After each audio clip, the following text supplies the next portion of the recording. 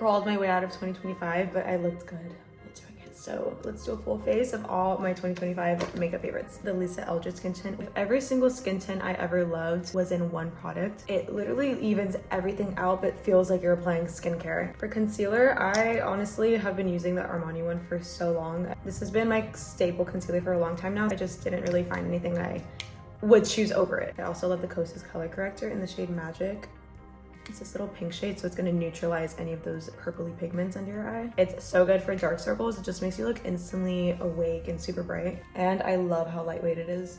I really became a Makeup by Mario enthusiast this year, but specifically the cream bronzer. I only got this a little while ago and I've already hit pan. Like, it is so good. Not only is the shade so good at being really perfectly neutral, it just leaves behind the prettiest dewy glow while adding like the perfect amount of depth. It's crazy because my aunt was ahead of the curve here. She texted me one day like, have you used that Makeup by Mario cream bronzer? And I was like, no. I was using the bronzer serum for a while at this point. I was like, no, like the bronzer serum is the best one. But it wasn't until I went to the Makeup by Mario masterclass in New York that he used this, and I was like, what the heck? Like, it is beautiful. Specifically, I like using this. I didn't do it today because I want to go in like order that people are used to, but I like to powder my face first and then go in with this because it adds that dew back, and it is just, speaking of powders, I will be doing powder before blush. Not just because my name is on this one that it's been my favorite all year, but Laura Mercier has been my #1 powder for so long. I definitely think Hourglass had its moment with me, but this shade brought me back to being #1 with this product. This is in the shade Rose, and it's a very soft baby pink. So I take a little fluffy brush and I first dust the perimeter of my face.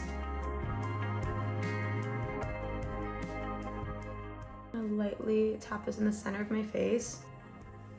And with the powder puff, I like putting that directly under my eye just to make sure it's really seamless.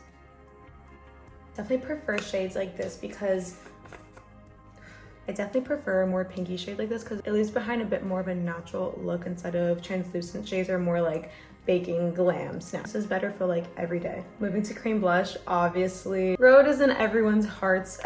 Specifically 2025 for me was all about Toasted Teddy. I love it, but I do want to spotlight a blush combo I used pretty much all year, and that is shade Mimi from Westman Atelier, the most perfect nude blush. I still love blush a lot, but because I went so hard in 2025 came and I was like, okay, I want to be more chill, more bronzy, and this blush is just the most perfect nude neutral blush. I mean, look at that, it's so pretty.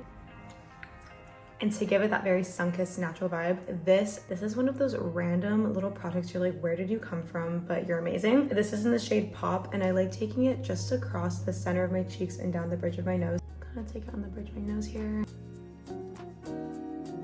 Anytime someone asked me to touch up their makeup, I would whip this out and add a little bit into the center of the cheeks. It just makes every look, I don't know what it is, but wow. And especially over the summer, it was a time, it was an era. And last for face, before we get into eyes, this highlighter, just watch.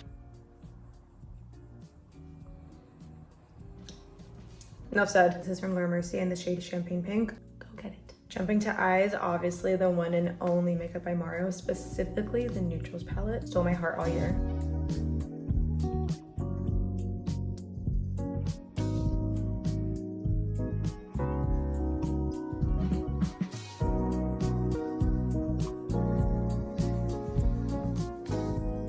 For mascara, I do have two options. One is my everyday mascara. This is the Westman Atelier I Want You mascara in the brown shade. If you're like me and you have a bit lighter brown hair, this is perfect because there's a lot of dark brown mascaras, but I have never seen a light brown one like this, so it's really nice. And for my more elevated night out mascara, this Prada mascara, it's like, it looks so weird at first with the naked back, but it is so lengthening and it stays up.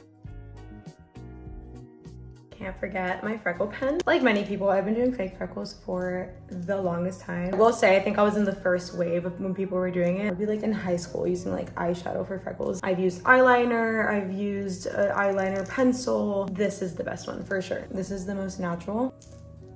And it's just so cute. And lastly, lips. Could stand here and tell you about all the millions of lippies I love. But we all know there is one superstar product of the year, and that is Rhode. I'm a Balance girly. Balance is definitely my favorite shade, but literally they're all so good.